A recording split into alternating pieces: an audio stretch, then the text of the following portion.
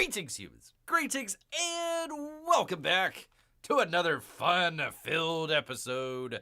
Bear here, 29-year veteran. That'd be in the woods, people. It's where bears live, don't you know? And 7 out of 8 TikTok women, they would agree, I'd rather see a bear in the woods than a man in the woods. It is YouTube's apparently number 2 show by a bear. Thanks, District Judge. Took away Bear's number 1 position just the other show. So, we're now number 2 show out here at YouTube by a bear. But great to be with you all. It is your emotional support animal, people. Great to have all of you here with us here today. Hungry for some honey. Gotta get it right here in the old belly here, people. I tell you what, Bear has been... I apologize, people. Starting off the show... scratching the nose, which is hard with claws here. It's the pollen, people. Pollen everywhere, everywhere, everywhere, everywhere. Just can't get away. Literally, you go and wash off in the river, and you come back out, and you're covered in pollen again, for crying out loud. It's like, what's the point? What the hell is the point? I mean, this is literally Bear here today as he's outside. Let me see if I can find it here. 1 second. Thing with thing. This is literally Bear here right now. Trying to just go outside and just enjoy stuff outside. It's literally like 3 feet of pollen everywhere. Urgh! Gosh dang it. Hey, Amy. Sorry that Bear is going off on, I apologize. I try to get through the show here today. Nose is acting up. Throat. All that sort of stuff, people. Ay. These aren't helping with the pollen either. No, they're not. No, they are not, Amy. Great to have you here. Great to have Amy here.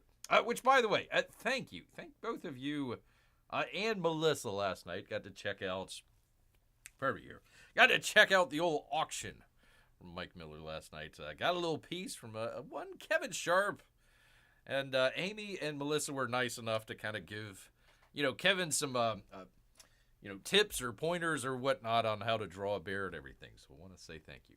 Thank you so much out there for helping out old Bear. That was fun, although it was like pulling teeth. That is the weirdest auction I've ever been a part of. Like, no, we're just going to draw something, and maybe we might auction some stuff. Maybe.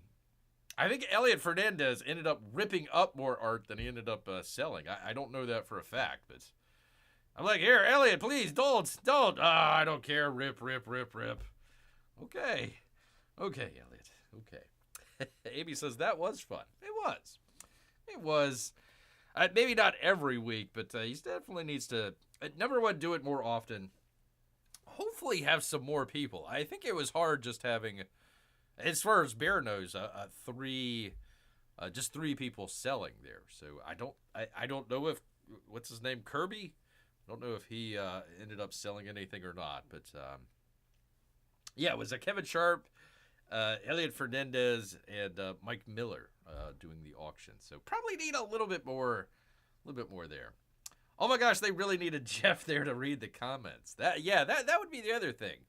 Kind of left us alone there in the chat for the longest time, and go off on their own business there. So yeah, I mean, a little bit of work, rusty, a little bit of rustiness there. Once an artist gets drawing, you kind of forget about other things, Amy. There you go. Needs to have Bear there. Needs to have Bear there to make sure everything's going according to plan. Crying out loud. The nose, people. I can't stand it. Ay. Oy, people. Well, speaking of artists, let me briefly here, go check out Titan Mouse of Might, Miasma, Volume 3 from him out there. Good stuff there. Enjoyed the book immensely, people. Do go check it out. I can't recommend it enough, people. I bring it up every show. It's like, it's out of Bear's claws now. You gotta go check it out for crying out loud. Bear would be better. Every show would be better with Bear. Every show would be better with Bear. So I think a lot of people are intimidated by old Bear. Actually, you know what, Amy? I've got enough to do tonight. and I don't know if my throat can handle it.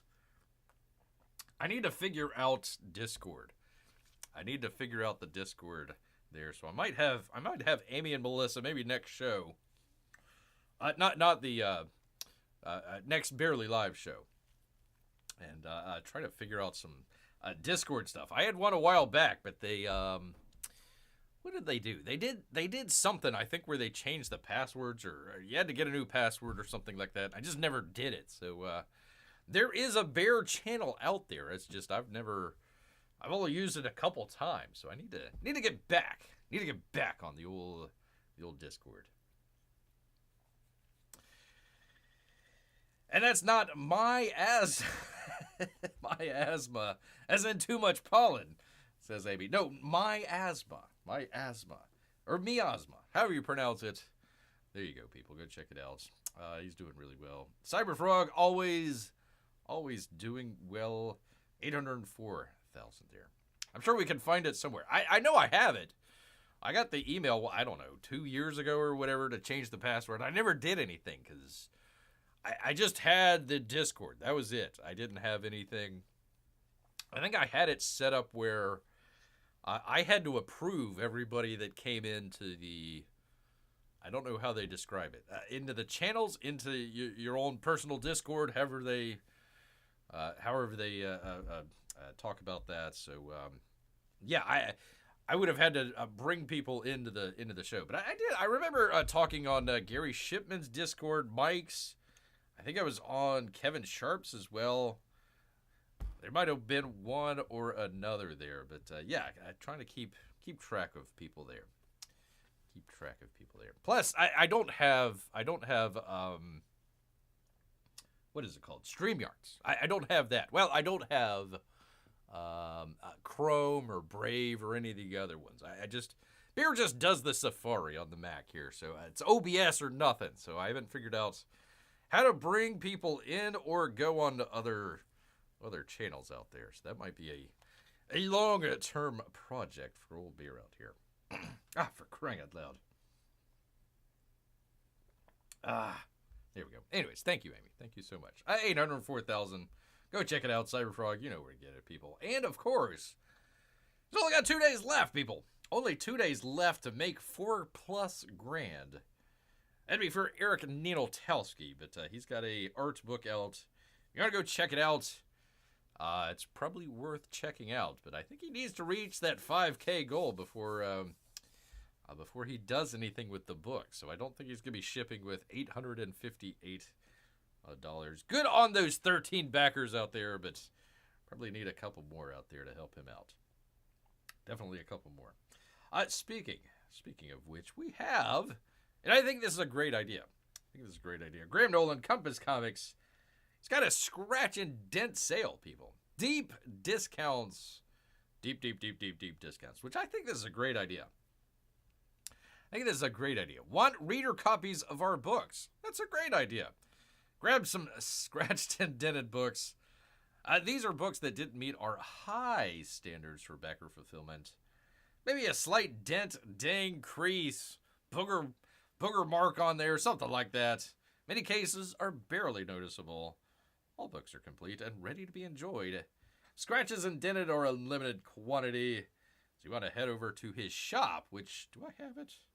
1 second here, people. Yes, it is in the description down below. Compass Comics. You want to go check out his store out there. But yeah, I like this as a great idea. I wish more artists would do that. I know you don't want to order, you know, it would be like Eric July and order like 50,000 copies when you only sold 1,000. But I would encourage some of the artists out there to maybe get a couple more books. Like, let's just say the order was for, I don't know, 3,500 books or something like that. Just go ahead and order 4,000.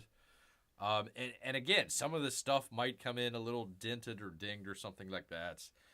This is a great idea, scratched and dents. The other might be, as Bear always says, get two.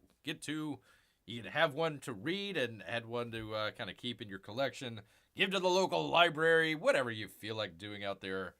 I wish that they would offer 2 books for a little bit more of a discounted price. And I don't mean 2 different covers. You can do the same cover. That's fine. Just, instead of like $35 a copy, maybe make it like maybe $30, $25, something like that for two books out there. So it's 60, 65 total, something like that. So I think that would be a little bit more of a better way of getting stuff out there into people's hands, because you hate to get the books and just, put it up on the shelf somewhere and, you look at it from afar, but you don't ever touch it. You want people to read your books and check them out and talk about them. Talk about them. Let's see. Using Discord as a chat to stream multiple people on stream without ProStreamYard. ProStreamYard works really well. Chester does it for D&Q Fan Edition. Using Discord as a chat. So you can do Discord to bring people in on the video? Is that what you're saying? Using Discord as a chat to stream multiple people on a stream without ProStream. I don't have StreamYard. I have OBS. That's what Bear uses right here. It's the old trusty OBS. So I need to figure out a way to bring people in, or conversely go on to other. If I would ever to do another show. Nobody's ever asked Bear to do a show, so. And I'm not out there putting out there like, you need to have Bear on the show or else. But that's the only reason why. Well, multiple reasons why, but one of the many reasons why. OBS, trying to figure that out.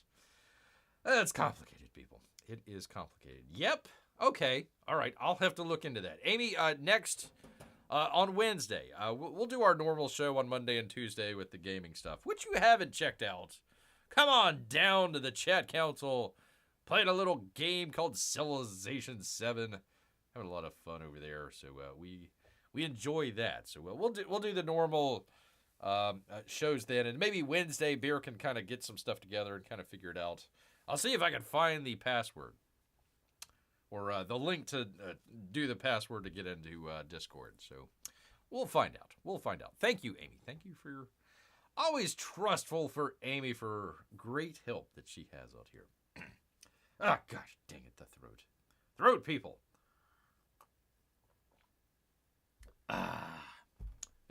People. Like I said, this is literally Bear today.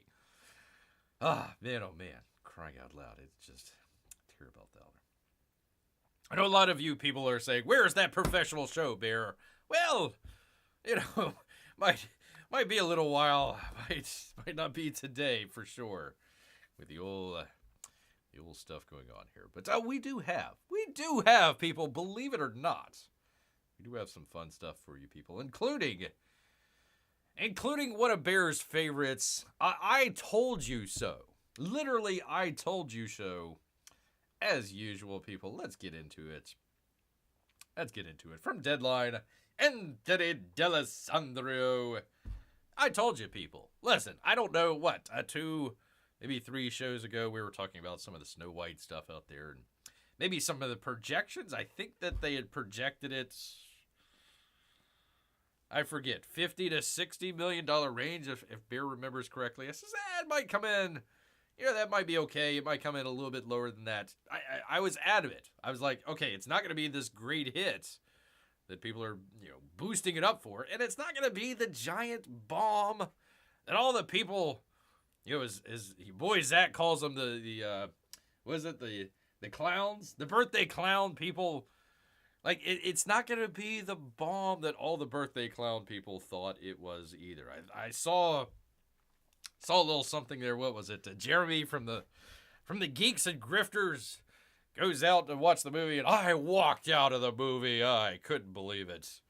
Like, really? You sure you weren't escorted out of the theater? It's kind of odd to have a single old fella there in a theater with a bunch of young tweens watching Snow White. But, yeah, sure. You walked out, for sure. It wasn't going to be the big bomb that people were talking about, people. So, once again, Bear is correctamundo. From Deadline. Ho hum. Snow White open at 45, which is nothing to sneeze at. much like Barrett's pollen.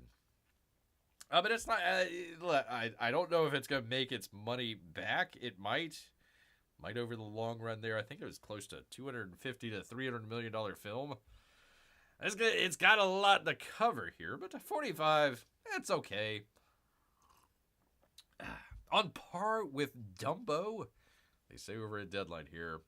Here's the good news, they say. When it comes to Disney So White, at $45 million, the live-action take of the 1937 tune is opening higher than other controversial-laden movies such as Warner Brothers' Catwoman and Joker Folie de Deux. Even Relativity's very expensive at the time 2012 version of Snow White Mirror? Not aware of that one. I don't pay attention to Snow White movies, honestly.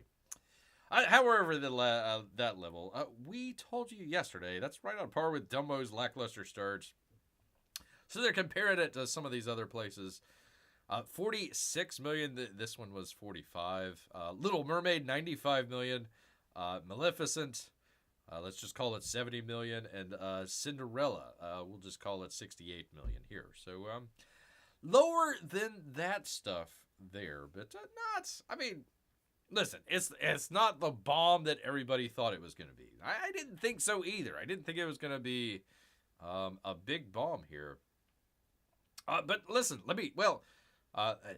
deadline, it goes on here. Let me see. 1, 2, pardon me, people. 3, 4, 5, 6, 7, 8, 9, 10, 11, 12, 13.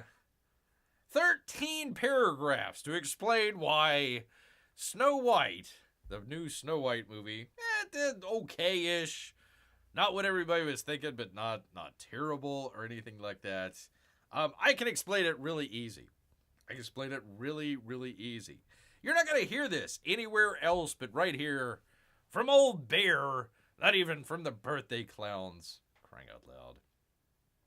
The colors are kind of dismal in that scene. I've seen some other stuff where it looks really colorful. Maybe they just took a bad, one of the bad screenshots here. The original is so pretty, says Amy. It's hard to follow it with something like that. Again, Mark Webb, director. He's directed small films like the 500 Days of Summer movie, and big films. The Spider-Man films. So he's an accomplished director. They had people from the Wicked movie that did the music in there. It's always difficult with some of these studios. You really want to have the studio behind you to bring everybody together. Your lighting, your sound, catering, all the great stuff out there. You want to have all that stuff together. So they brought all that stuff. I thought the trailer for the Snow White, it looked okay. Except for the dwarves. Those looked weird. Weird. But other than that, I think it was okay. Is it better in some of them? Maybe so. Well, yeah. Again, if you watch the trailer, it's a little bit more bright. It's not as dismal color as this. Very. I guess they're trying to do the contrast. I guess she's trying to contrast between. I don't know, the people of Snow White Kingdom. I don't know how it works, people. In her red dress. Okay, fine, terrific. It's fine. Gotta keep drinking, people. Gotta keep drinking here. Well, I will tell you, without 11 paragraphs to go through, why Snow White did okay, but not great and not terrible. Are you ready? Clippers out there, get ready. This is going to be a very, very, very controversial statement. A hot take, if you will. Get ready. I want to make sure that all of the audio equipment is ready and ready to record out here. I don't want to get any jump the gun or anything, but here we go, people. Rachel Ziegler, star of the show here, she was right. She was correct. She was right on. I don't have the quote right in front of me, but she was talking about the 1937 film, Something to the effect of the prince comes and kisses Snow White, saves the day. And it was kind of, I think she made the mention of it was old-fashioned, kind of out of time. And, you know, her weird quote out there. I think she was correct. That is exactly the audience that Disney was going for. Younger. It's buried down here. I'm not gonna go through all the stats, but younger women, tweens, that sort of deal. That's who they were trying to bring into the theater. So you've got a classic, one might say, film, older film. Others might say that might feel a little outdated. That aren't up. Again, I'm not for it, but not might be with the current times that we're in. So, yeah, it's a little weird that, Snow White is in the theaters compared to a live-action Aladdin, or they made the comparison to The Little Mermaid. All stuff that was made in the 90s out there. Something back in 1937 might be a little out of place there for, some of the tweens and younger women out there that are going to go see it. So folks like Jeremy What's-His-Face from the Geeks and Grifters, going to the theater and walking out. I'm making a big stand of walking out of the theater. Well, you give Disney your money, so good job there. But it's not a film for you. It's not a film for Bear. That's not the target audience. So, when everybody was going gaga over what Rachel Ziegler was saying, well, she was being paid literally to, figure out the character, be in the movie. And she thought it was a little weird. It was a little odd. So I bet you that a lot of the people out there, the audience for this movie, probably thought the same thing. So that's Bear's hot take there. For once, Rachel Ziegler was right. It was kind of weird. Kind of an out-of-place movie. Disney might have tried to hip it up just a little bit somehow. I don't know how. Don't ask Bear how you would hip up Snow White out here. I would probably just make it another animation. I wouldn't have made it a live-action film. I don't think these work, but whatever. Anyways, so it did okay. It did okay. Deadline has to go through, what do we say, 13 paragraphs. We'll figure out. Those CGI dwarves were awful. Nightmare fuel. Disney took away jobs from people who could pay actual dwarves. Poor Mike Miller. No, I don't think people. I think they were weird in the weird. I think they were weird in the previews and stuff like that. But I don't think anybody says, I would love to go see Snow White, but Disney took away jobs from little people, so I'm going to stay away from there. I don't think anybody said any of that. But Deadline took 13 paragraphs to explain all of this. Very female skewing, 68%, 14% of that audience was 13 to 17 years old, so kind of a tweener. And 24 was 18 to 24 years old. So definitely not, or is there a male demo there as well? Nope, just white, Latino, and Hispanic. I don't know how that works. So yeah, very, very female skewing. Very female skewing. Except for the weirdos that go into the theater to walk out afterwards. It's not for you, dummy. Not for you. Spicy take, says Abe. Well, thank you. Thank you so much. I think it's correct. I mean, I'm not saying this for just to be dramatic. Just to be, oh, look at me. I've got a hot take on all this. I think Rachel Ziegler was correct. I think it was kind of a weird, odd choice for what they were trying to do. P-Money says, sorry, guys, finally. This is either the last or second to last game of the season. If our local team wins tonight, they win the whole thing. Congratulations, P-Money. Congratulations. Congratulations, sir. All right. Good deal, man. Good deal. The Lightning lost to the Utah Hockey Club. Yeah. Playing again tomorrow, too. Well, great to have you here, P-Money, Even if it's just in spirit, sir. Even if it's just in spirit, congratulations. Because I do have a Paris fashion show to get to, but if Peabody's not going to be here, then we'll have to just kick it to the next show, because I need a rapt audience out here to watch the Paris fashion show. Anyway, Snow White, 4,200 theaters. Wow. Made $45 million. Congratulations. $16 million on Friday. Black Bag, which is kind of a more adult film. I think espionage. I try to remember. Is it Steven Soderbergh that did that? I can't remember who did that. Anyways, $14 million over 2 weeks. So literally, Snow White doesn't really have much.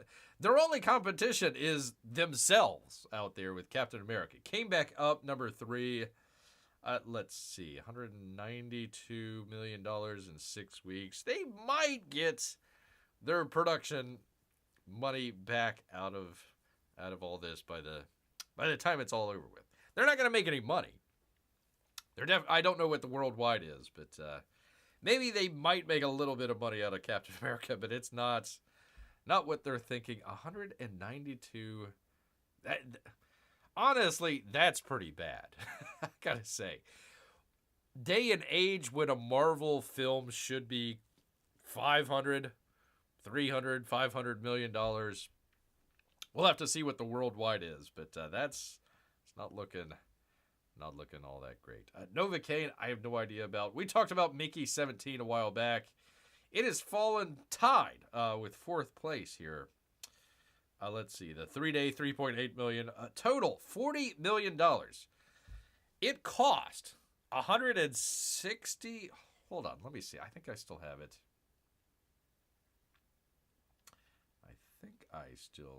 Is it here? Is it here? Or did Bear get rid of it? I think it's right here. Yeah, here we go. Let's see. Mickey 17. I apologize, people. $118 million. And what did they end up making? $40 million.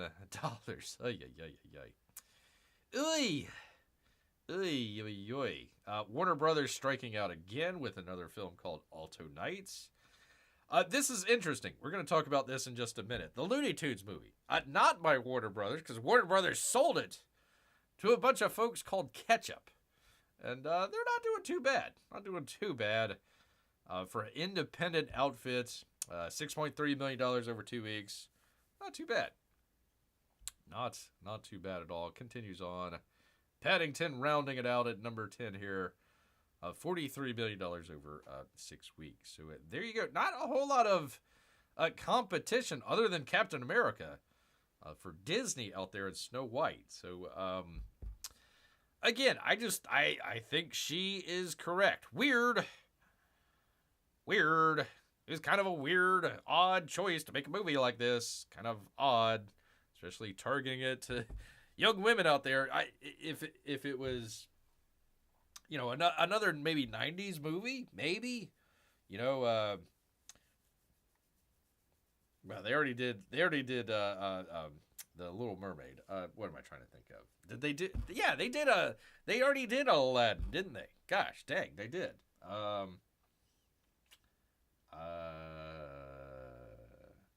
Anyway, some of the 90s Disney movies, maybe that might work. But you're relying on a old school classic film, but you're targeting it to younger audiences. I think they would have been better if they had targeted the older audiences. Maybe a little bit more of a mature type film. Kind of the classic sort of Disney themes that they would have going on with, some of the Disney movies back then were kind of dark. I mean, look at Bambi, for crying out loud. God, please don't make a live action Bambi. Oh, for crying out loud. So maybe if they did that, maybe it would skew a little bit older, but may have done a little bit better. But they tried to take an old movie, market it towards a younger audience that just wasn't vibing with it. So I think she's correct. I think she is correct after all. Broken clock, all that good stuff, people. all that good stuff. So, anyways, there is that. I'll get it off of Rachel Ziegler here for crying out loud, and put it on John Cena instead.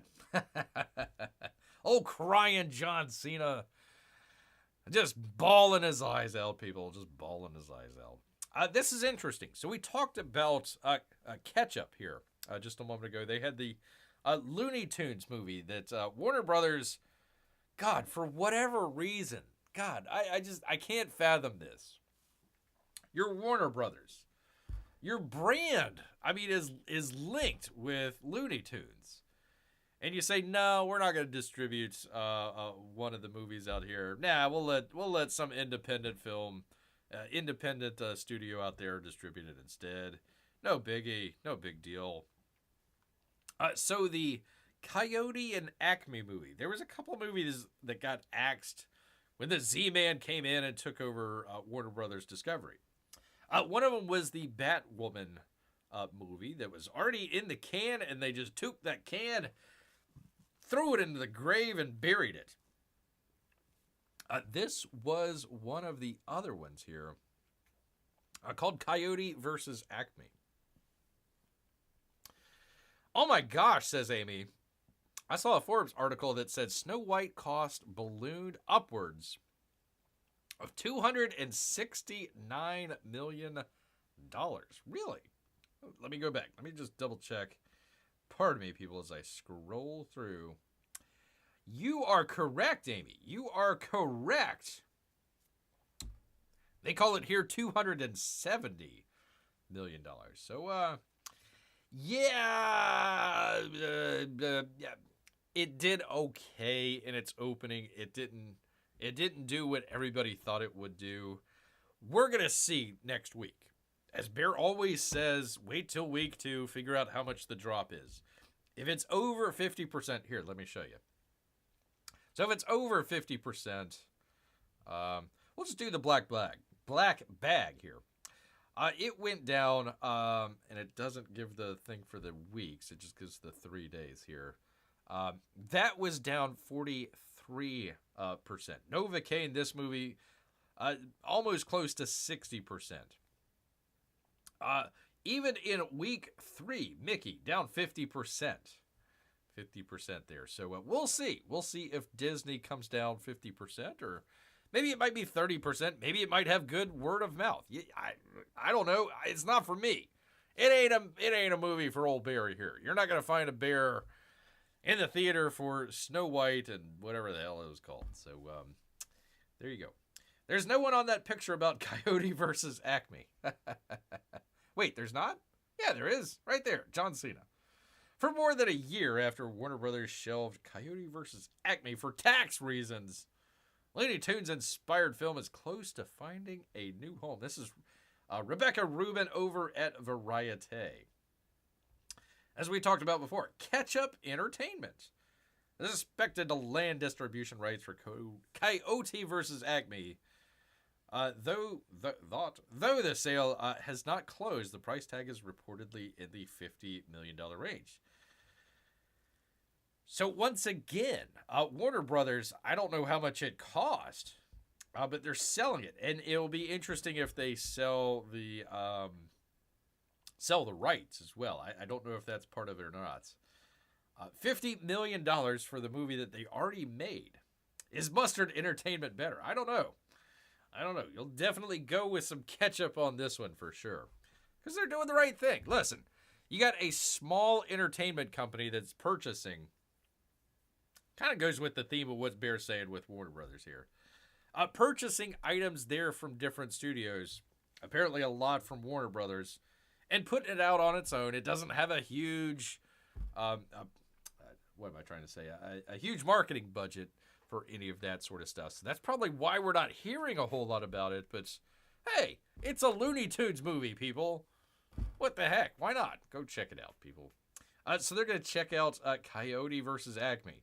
Warner Brothers completely canned it for tax reasons. So again, I think this kind of goes with the theme with Bears talking about with DC. Maybe that being spun off and sold to another unit. I don't think it's going to be Ketchup Entertainment, But you never know, people. You never know. They're laying down the road work for some of this. Ketchup Entertainment, an independent distributor, recently spearheaded the theatrical release of The Day the Earth Blew Up. That's the Looney Tunes movie. After Warner Brothers Discovery decided to shop that film as well. Opened on March 14th and has grossed, I think it's a little bit more than that, at the box office. I think it was, what was it? What was it here? 1 second here. $6.3 million so far. So, you know, it might take them a while to recoup their costs, but we'll see. Coyote vs. Acme, a live-action animation hybrid starring Ryan John Cena and Lana Condor. Never heard. I was directed by Dave Green and produced by DC Studios co-chief The Gun. Oh, for crying out loud. Shelved it, Warner Brothers did, in November 2023 for a 30... Oh, wait a minute. Hold on, man. So they're taking a $30 million write-off and they're selling it for $50 million. You know, this is one of these times where it's like, okay, corporations, you need to pay hashtag your fair share. So they're selling the movie that they took $30 million away from the taxpayers for and selling it for $50 million. Great. Prompting outrage from the creative community. Yet Warner Brothers ain't doing that well right now. Studio allowed the filmmaking team to shop Coyote vs. Acme to other distributors. Amazon, Prime, Apple, Netflix were considered, but no deal came. At the time, Coyote vs. Acme was the third casualty of Warner Brothers' cost-cutting measures. They did Batgirl and... Oh, Scooby. A Scooby-Doo movie. I didn't even know about that one. As tax write-offs. $90 million tax write-off for Batgirl. Or both. I don't know. The sentence is written oddly. I don't know if they're saying shelving. I'm assuming both movies for $90 million. All three films were greenlit under some other guy departed in April 22. Ketchup Entertainment was founded in 2012. It's released independent films such as Michael Keaton's comedy Goodrich, Ben Affleck's thriller Hypnotic, and Jessica Chastain's drama Memory. Okay, very cool. Very cool. So kind of an up-and-coming company here. So keep your eye, people. Keep your eye on the old Ketchup out there. Keep your eye, people. Taxes shut it down. Even Wile E. Coyote isn't smart enough to figure out the IRS. No, taxes didn't shut it down. Apparently, when the new regime came in over at Warner Brothers, they had the film. We call it in the can. It was already made. It was already there, ready to go. It might have needed maybe a little bit of audio work or maybe some CGI or something like that, but probably practically it was done. It was ready to go. And I think, if Bear remembers correctly, I don't know about all of these movies, but I know a couple of them were supposed to go to the Max, their streaming service. So apparently, either they were supposed to go in the theaters or Max, whatever the case may be. The new regime came in, they took a look at it, and they says, God forbid we are never releasing this. This could harm us irreparably. We're just going to write it off as a tax write-off and get it the heck out of there. Which is kind of weird because you're not supposed to ever distribute the movie if you take the tax write-off. So I'm wondering if they're taking the money and then paying the IRS again. So, no, it wasn't taxes that shut it down. They were just trying to trim some cost. They already had a bunch of cost into the movie. Probably had some more to promote it. They says, we're not going to promote these stinking films. So they just took the tax write-off instead. It would be like, I don't know, you're making widgets, and for whatever reason, the widget doesn't work. And you say, well, we've put in X amount of money to make this widget. It doesn't work. So we're going to take that as a loss as a company, and we're going to write that off on our taxes. So you never distribute the widgets. You don't distribute the movies in this case. So that's what they did there, Amy. That is what they did. As best Bear can tell. Oh, crying John Cena out here. That's as best as Bear can tell from Variety and Rebecca Rubin, people. There you go. Gotta take a drink here, people. The pollen, people. The pollen is everywhere. It is everywhere, people. Well, Hawaii has it worse. Hawaii has it a lot worse, people. Because Hawaii is sinking, people. I'm sorry to say, if you live in Hawaii, your island is sinking, people. But the brilliant people, the brilliant climate change people says, oh, no, it's not sinking. Oh, no, it's the sea levels rising. No, you dummies. The island is sinking. It's not, we're not having rising sea levels. It's sinking out here. Hawaii is sinking 40 times faster than previously predicted. Homes, businesses could soon be wiped out, people. Let's check it out. Let's see what's going on here. From Ben Coast, New York Post. Paradise lost, he asks. California isn't the coastal oasis. California isn't the only coastal oasis that's at risk of submersion. One would hope.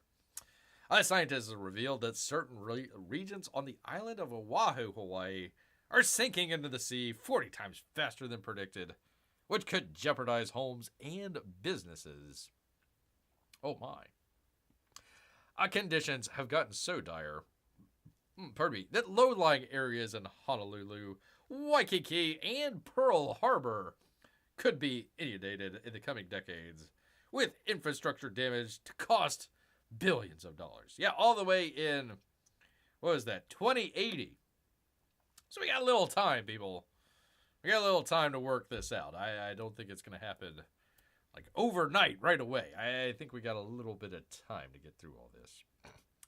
In rapidly subsiding areas, sea level rise impacts will be felt much sooner than previously estimated, said Kyle Murray, a geologist at Honolulu's University of Hawaii, of course, who co-authored the apocalyptic study, which was published in Communications, Earth, and Environment. We've all got subscriptions to that, right?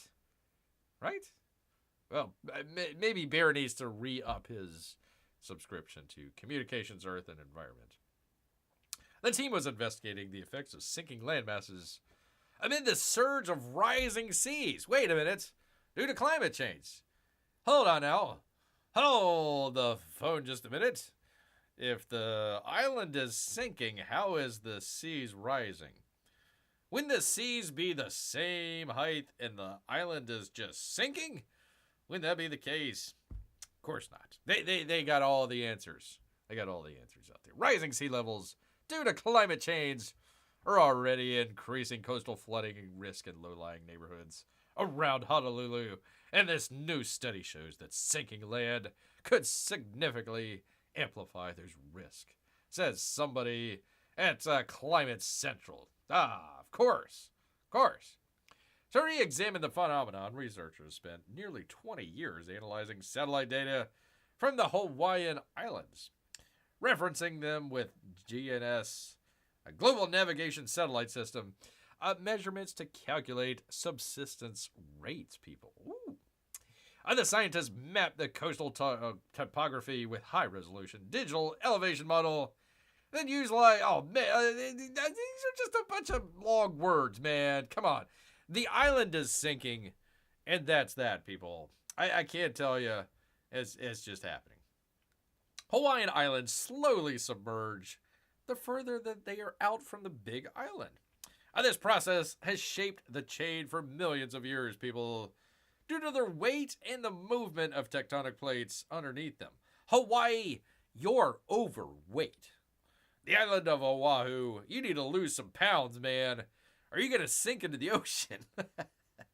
However, the shifts the team found were unprecedented. Wait, what? Asked Amy. Yes, it's true. Hawaii is sinking. Well, whatever. While the island's annual subsistence rate was only zero point 0.6 millimeters annually, really, well, the thickness of 10 sheets of paper. Certain coastal regions were clocked at 25 millimeters per year, 40 times faster. People were like, I mean, it's gonna get slightly higher, in 40 years. So we'll be okay. By the year 2080, flooding will become more prevalent in Waikiki, downtown Honolulu, and Daniel K. and Oahu International Airport, which could have major societal impact. Yeah, when you get cut off from your airport, that's going to be it's going to be a bad thing, man. Definitely a bad thing. Oh no, don't sink, Hawaii. Don't sink. Well, it's just, so it's a giant underground volcano, right? Giant underground volcano. You see the Hawaiian Islands, they got like the chain of them, right? They got the biggest island, right? And then it goes up the chain and they get like a little bit smaller, right? So you got that big freaking magma underneath where the big island is. And as the tectonic plate moves, the islands or the magma that the islands have been created from, well, they start to get a little heavy, start to get a little overweight, maybe eating a little too much. And then they start sinking back into the ocean because they're not right over that hot magma, which is producing another island down the chain. They're going to have another island, I don't know, a couple 100,000 years from now. So no worries. I mean, it's not going to bother Bear any. Not going to bother Bear any at all. I'm at the arena, says P-Money. We got a few inches of snow today, just waiting for it to get started. Yeah, I've had my own issues there, P-Money. Bear's had his own issues as well. Not really with snow.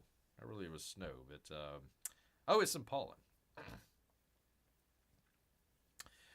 Thanks for showing a picture of a sunny-looking day. It's snowing outside, says P-Money. I apologize. Let me go back to it. Let me go back to it here. There we go. There's lovely Hawaii. Get it while the getting's good, people, because they can sink at any moment, people. Well, 2080, but it could sink at any moment, man. Maybe we could put a book under it, says Amy. Yeah, several thousand books, maybe. Several thousand books, man. Let's see. Oh, boy, the hype is real. The hype is real. Let's go. Let's go. Well, I'm going to dedicate this next story for P-Money out here, people. Definitely got to dedicate it to him out here. Also, from the New York Post, people. Gen Z, people. Gen Z is grilling overpriced millennial burger joints in a hilarious viral trend. They say just two guys with a crazy idea, people. Got a crazy idea from Brooke Steinberg at the New York Post, people. A Gen Z will always relish an opportunity to bash millennials. And yet another trend to take down their elders. Gosh dang it. Gen Z critics are roasting the so-called millennial burger joints, overpriced eateries supposedly marketed by and for late 30-somethings. Are known for a few telltale features, such as sky-high burgers, truffle fries, steel stools, exposed bricks, condiments in little metal cups, and menus with shareables and handhelds, people. We all know the type. We all know the type, people. Come on, man. We've seen them before, and now we're getting roasted over it. As set to the song We Will Never Die by comedian Kyle Gordon, which pokes fun at all things early aughts. TikTok is sharing, where else, people, is sharing videos of the various millennial burger joints they encounter, many of which include the catchphrase, along with the lines of two guys, just two guys with a crazy idea. Two guys with a crazy idea and some truffles, apparently. A TikTok user, Jake Contenza, hopped onto the trend while dining at a Burger Press in Edina, Minnesota. And the video with 8.1 million views is captioned, "Why are they all the same?" followed by the sobbing emoji. The video shows him walking to the burger joint, ordering his meal on a touchscreen menu, paying his $20 bill, oh my, and eating inside. The text on the screen read, "Two best buds from college with a crazy dream. Ah, burger joint." Actually found out that the burger spot and then the restaurant next to it is like a shawarma place, and they're actually owned by like immigrant from Cairo, Egypt. Like, yeah, you know, for sure. I didn't say anything bad about the restaurant. Like, the food was good, he clarified. I'd never go to any small business and take a shot at them or said food. I was like mostly about the trip. Oh, this is most. Come on, man. Speak normal, for crying out loud. People. A Reddit users has adapted the inside joke into the starter packs meme format. Millennial burger place starter packs creating the ultimate overstuffed burger with images of avocado, egg, toothpicks, price tags, and string lights for that upmarket ambiance, people. Served on a metal cookie sheet or a wooden cutting board. Secret sauce that's mayo. Ugh. Ketchup. Terrible. Pickle brine. What? At Thousand Island. A flagship burger is called the Works or the OG. A dozen hand-cut fries are served in a metal cup and cost $7 a la carte. They're often something like fried in beef tallow or duck fat, sprinkled with parsley or truffle seasoning and dubbed a game changer. A unique topping such as bacon jam. The chef didn't make the burger, he crafted it, said another. You want me to order at the counter and pay on an iPad, but tip you 20% before even receiving already overpriced food, someone complained. Yeah, they're always went for the kind of old-fashioned, but also modern and minimalist hipster vibe. I don't know, can't explain it. These kinds of places seem a bit pretentious to me, but it's nice either way, they say. He says, I wouldn't want to pay $20 for a burger, but it's better than the $45 soup buffet. Wait, what? There's a $45 soup buffet. Holy cow, where is that? Holy macaroni. $45 for soup? What?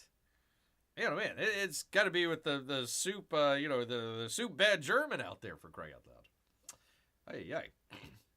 I goes on, trust me, even millennials hated all these places by like 2017. But people just kept making them, somebody said.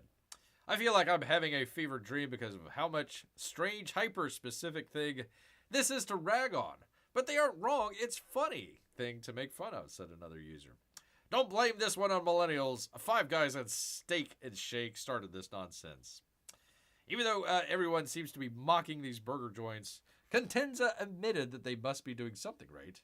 Because people keep coming back. I mean, it must work because a bunch of people are popping up. They seem to be doing really well. So, I mean, they probably know something that we don't. Us youngsters out here, Gen Z.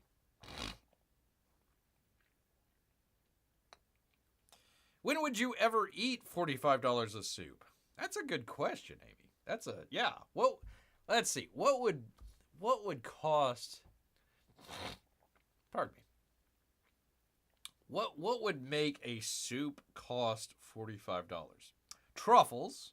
I'm gonna guess we're gonna throw truffles in there. It's got to be an artisan, a handcrafted soup, from Nana's recipe from back in the old country, right? And let's see. What could it be? It couldn't be tomato soup. How can you charge? Maybe special heirloom tomatoes, hand grown, at the back of the restaurant, right? Back of the restaurant, they're vegan and organic, and let's see, truffles. It's the place that would sell you the paper straws rather than the plastic ones. So I don't know.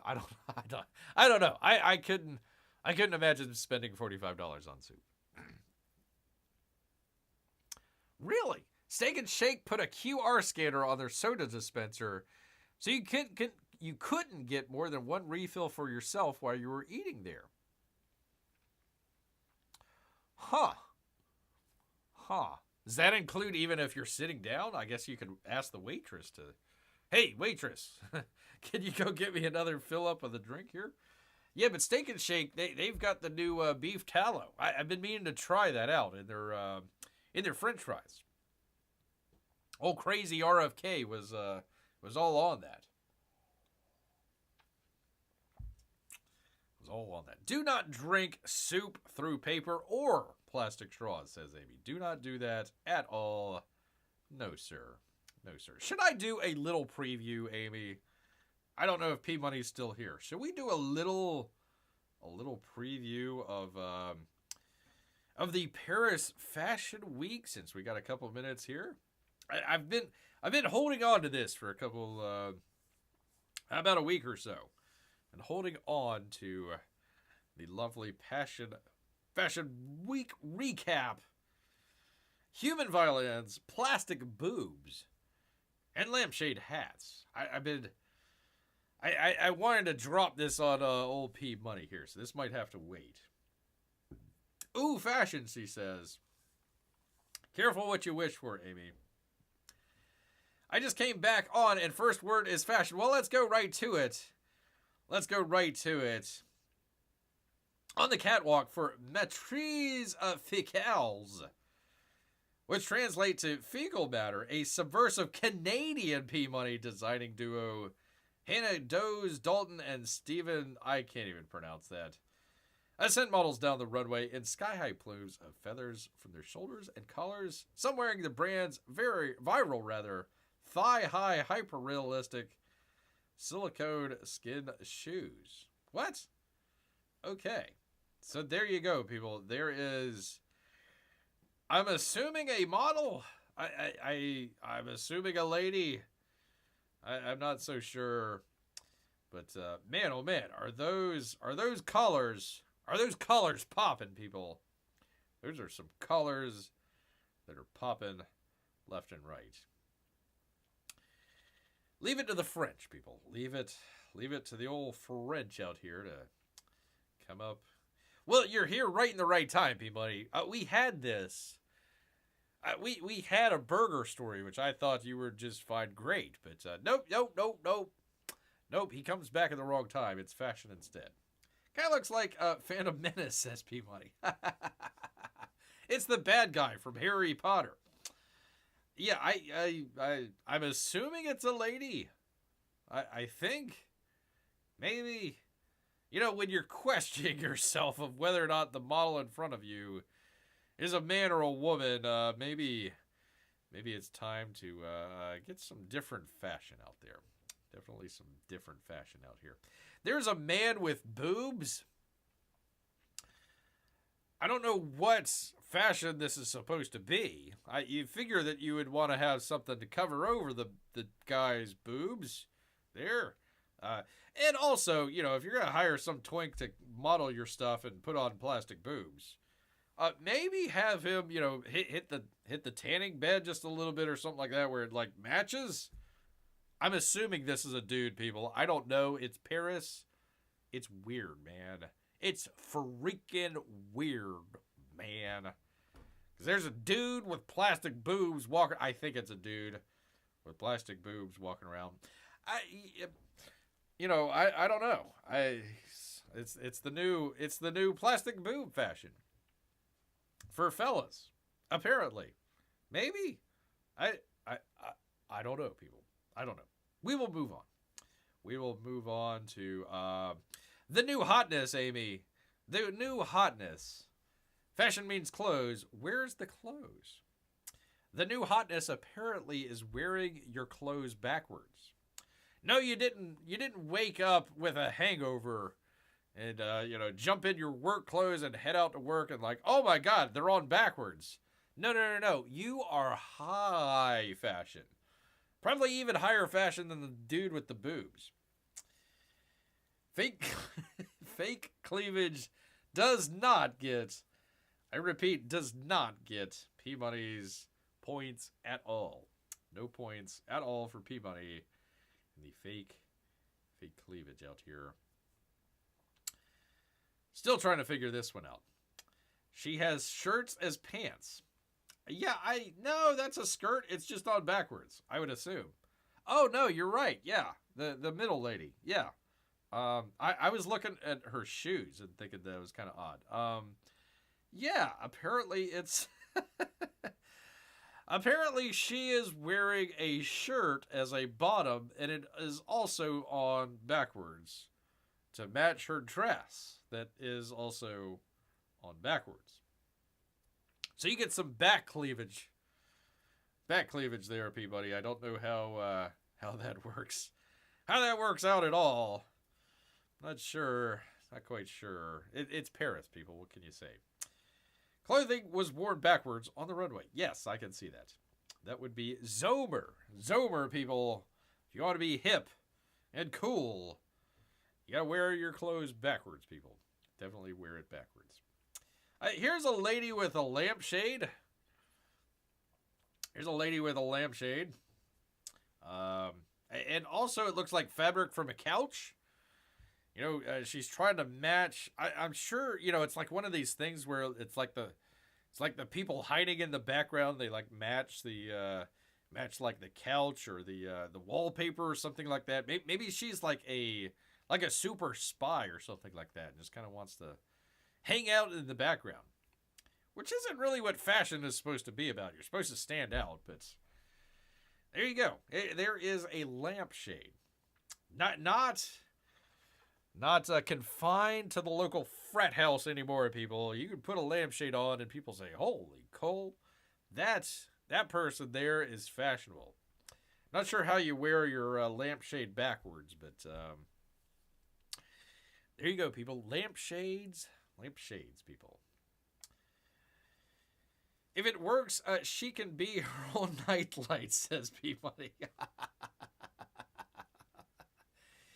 The question is obviously, how do you see where you're going? I mean, obviously, the lampshade is to shade, you know, the light, and point it down in one direction. So how are you supposed to see where you're going? I guess maybe she's looking down. I don't know, but you're just kind of staring down at the, you know, listen, you're in high fashion. You're just going to be staring at the ground the whole time. Definitely at the ground the whole time, man. Draped dresses is what they're calling it. At the show, models donned lampshade-style veils and draped dresses to match, they say. Interesting. Very interesting. Here you go, Amy. Here's the next big thing. Bunny-inspired hoodies and garments made from stuffed rabbits. Hey, now. What the hell's going on here? At least it's not stuffed bears. At least it's not stuffed bears. But, yeah, so if you ever, you know, you didn't want to leave your bed in the morning, you know, with all your stuffed animals, you can take your stuffed animals with you to work as a beautiful top. Is it cute? Says Amy. You tell Bear. Listen, I'm not even wearing any pants right now, Amy, so I couldn't tell you. Couldn't tell you one bit here, but there you go. Where is Melissa, by the way? She should be all over this. Definitely should be all over this. I don't know, the girl in the back looks cute. I'll go with that. What the heck? Why not? The oversized ears, I don't know. It's fine. Amy likes her stuffed animals. Well, you can take it with you wherever you go with fashion from Paris. Lisa's making soup for less than $45. Artisan crafted soup. Artisan crafted soup. Okay, well, tell her to watch the repeat here. Which, by the way, pardon me, people, as I go on a side tangent here for just a moment. I've been trying for, I don't know, several days now to get the archive to accept the show that we did a couple weeks back with the Powerpuff Girls in there that got shut down immediately. And I would tell you, oh, go check it out. But it's been taken off as a copyright thing for Bear's channel here. Nobody can see it. So I've been trying to I'm up to my 6th upload, people. Trying to block out, blur out, shrink down. It's like this blurry blob that you can't even tell what's going on. I still get copyright struck. 6th or 7th time now, for crying out loud. So, crying out loud. Anyways, back to the fashion show, people. Back to the fashion show because we have teddy bears. Teddy bear puffer. Cuddly animal theme continued at Undercover, where a model wore a teddy bear puffer jacket fashioned as a dress.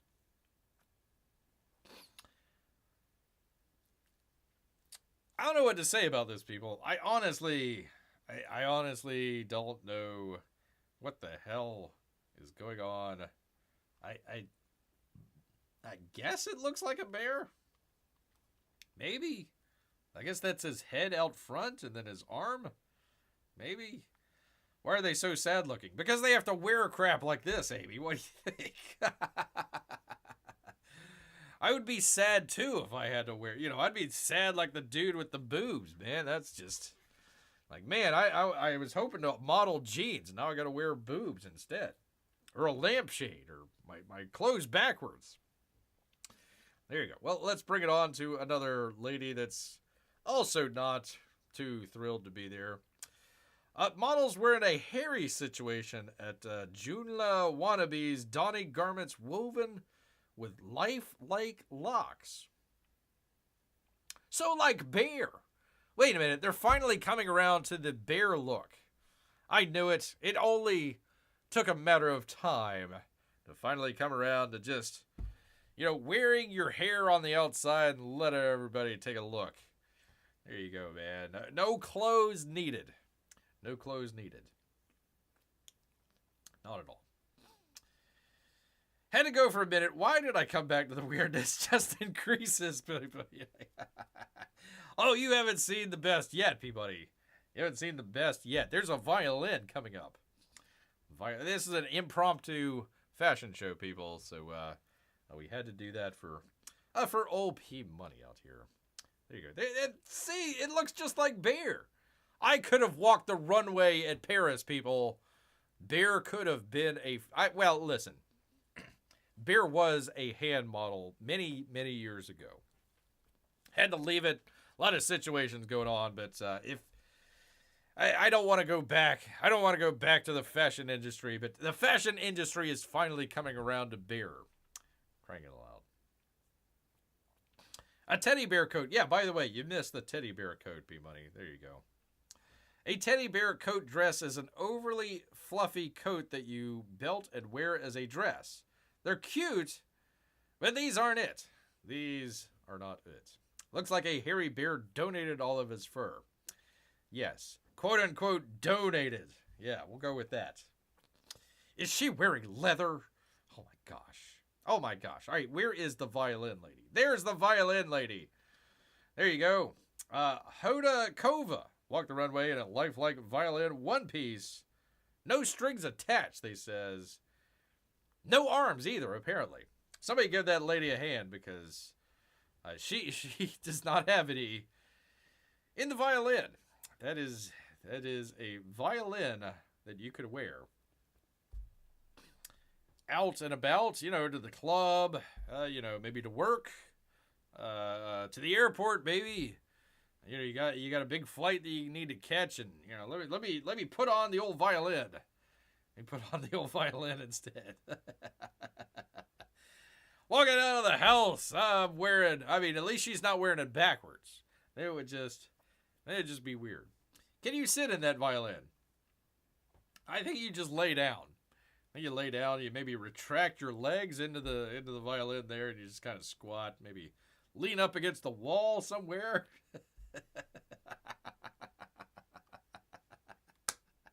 You came back at the right time, P-Money. Came back at the right time. I was gonna do a couple of these and call it a night, but here we are, people. Here we are.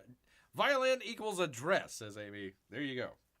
There you go. If you ever wanted to wear a violin as a dress, there you go, people. I would say she looks a little wooden. She looks a little wooden. It's old Bear out here. Is there any more? God, does it get worse? I'm nervous about scrolling down. There is. Oh God, I probably can't show that. There goes another show of bears that he can't do anything about. We now have LED powered clothing. So there you go. Next fashion show, a tuba dress, says P Money. There you go. Interesting. Walking around in a tuba dress. This is probably the least offensive stuff that they've put out so far, is LED colored dresses. You know, I don't know if you could walk down the street like that with it. You know, you'd probably cause epilepsy or, I don't know, something weird there. On Real Jizz, whatever, debuted a collection of LED-powered clothing that displays moving patterns. What could go wrong as the models process down the runway? And he says, that looks like something I could throw in the wash. Yeah, probably. You're probably right. They're probably not waterproof there. Probably not waterproof at all. Don't need a disco ball if they are at the club. There you go. Can you imagine? Can you imagine the LED folks and the violin lady, the people wearing the clothes backwards? They all hook up at the club, and yeah. There you go, people. There you go. That's why the French are so way far ahead in culture and fashion. And we're just so, a bunch of Luddites out here. It's a lady wearing a violin. Come on, man. Don't you know fashion? Don't you know what fashion's all about? Is a lady as a violin. Don't you know, man? Come on. It's where the new hotness is at, people, is wearing a violin dress, people. Wearing a violin dress. And that lady, that's close to Bear's heart right there. Close to Bear's heart. I have no idea what's going on with that lady. That's all right. That's all right. I don't know. Me picking her up. I believe we can make some beautiful music together. Well, she doesn't have any strings. She doesn't have any strings, man. And just looking at her, man, she's a little wooden, if you know what I mean. A little wooden out there. Definitely for sure, people. So I definitely want to keep all of you up to date in the latest fashion trends, including wearing a lampshade on your head, clothes backwards, whatever that guy's doing. Whoa! Whatever that thing is doing there as well. There's your Paris Fashion Week recap, people. We snuck it in. It wasn't going to be a fashion show, but we made it happen. We made it work, people. That's the kind of show that you should expect from Bear. Yes, indeed. Okay, I got to head out again. Take care, Bear and Amy. Well, on that note, P-Money, since we scared you away, I want to thank everybody out there, including P-Money, all the little P-Moneys and Mrs. P-Money, Amy and Melissa, all of our Russian bots and lurkers, and the lady in the violin dress. But you know what? All this fashion show talk has made Bear hungry, so he's gonna head back into the woods. So until next time, people, grrrrr,